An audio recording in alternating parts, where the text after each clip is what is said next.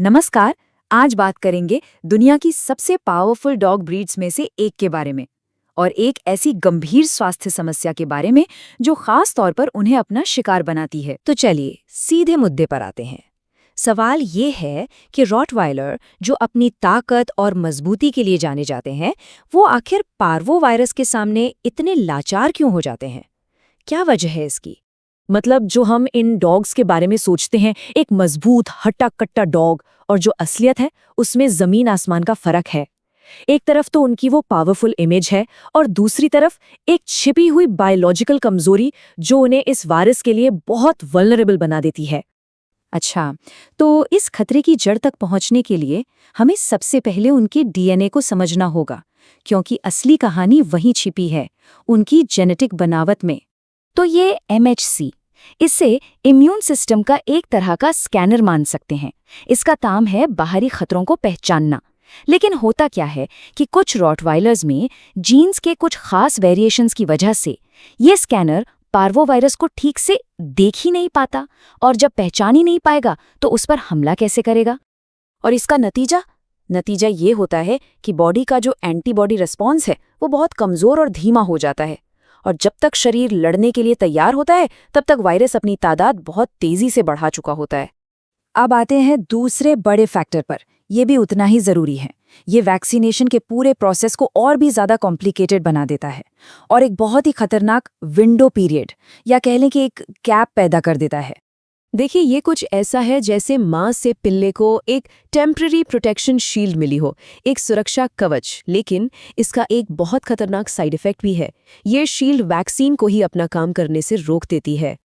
अब ये स्लाइड बहुत ज़रूरी है क्योंकि ये दिखाती है कि रॉटवाइलर्स के लिए ये खतरे का दौर, ये डेंजर जोन काफ़ी लंबा खिंच सकता है, करीब 20 हफ्ते तक। और ऐसा क्यों होता है? क्योंकि मां से मिली एंटीबॉडीज उनमें बाकी ब्रीड्स के मुकाबले ज़्यादा देर तक रहती हैं। और यही सबसे बड़ा धोखा है। जब सबको लगता है कि पपी अब सेफ है, असल में वही उसके लिए सबसे खतरनाक टाइम होता है। तो ठीक है, प्रॉब्लम तो समझ आ गई। अब सवाल ये उठता है कि इसका सोल्यूशन क्या है? इन पिल्लों को बचाने के लिए हमें करना क्या होगा? क्या है वो एक्शन प्लान? ये टेबल एकदम क्लियर कर देती है कि इनके प्रोटोकॉल में कितना बड़ा बदलाव चाहिए। मतलब जो स्टैंडर्ड तरीका दूसरे पिल्लों के लिए काम करता है वो इनके लिए बिल्कुल नाकाफी है। इनके लिए एक ज्यादा लंबा और कहीं ज्यादा अलर्ट अप्रोच अपनाना पड़ता है।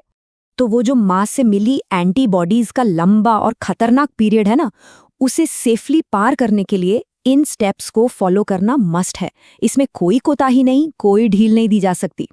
तो मतलब साफ है, सिर्फ टीके लगवाना ही काफी नहीं है, एक कंप्लीट प्रोटेक्शन प्लान चाहिए। इसमें बिल्कुल सख्त साफ सफाई, रेगुलर डीवॉर्मिंग और उनके आसपास के माहौल पर पैनी नजर रखना, ये सब शामिल है।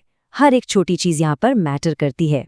और ये भी समझना ज़रूरी है कि एक पपी का जो नेचुरल बिहेवियर होता है, हर चीज़ को एक्सप्लोर करना, मुंह में डालना, चबाना, वही चीज़ उनके खतरे को और भी बढ़ा देती है, क्योंकि इससे वायरस से उनका एक्सपोजर बढ़ जाता है। मतलब उनकी मासूमियत और जिज्ञासा ही उनके लिए खतरा बन सकती है। लेकिन देखिए, बेस्ट प्लानिंग के बावजूद कभी-कभी अनहोनी हो जाती है।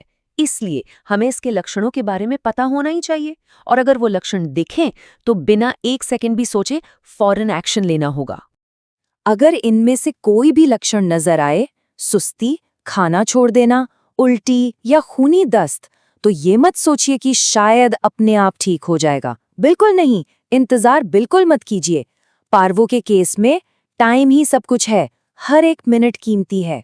ये जो 80 से 90% का आंकड़ा है ना, ये उम्मीद देता है, ये बताता है कि बचने के चांसेस बहुत ज्यादा हैं। लेकिन इसकी सिर्फ और सिर्फ एक ही शर्त है कि बिना देर किए फौरन वेटरनरी डॉक्टर के पास पहुंचा जाए। तो पूरी बात का सार यही है, एक रॉटवाइलर पपी कमजोर नहीं होता, बस पार्वो को लेकर उनमें एक जेनेटिक ब्लाइंड स्पॉट है। और जब ये ब्लाइंड स्पॉट मां से मिली लंबी प्रोटेक्शन के साथ मिलता है तो एक बहुत ही खास किस्म की चुनौती पैदा होती है। एक ऐसी चुनौती जिसे सही जानकारी और सही एक्शन से मैनेज किया जा सकता है। और आखिर में ये सब हमें एक बड़े सवाल पर सोचने के लिए मजबूर करता है।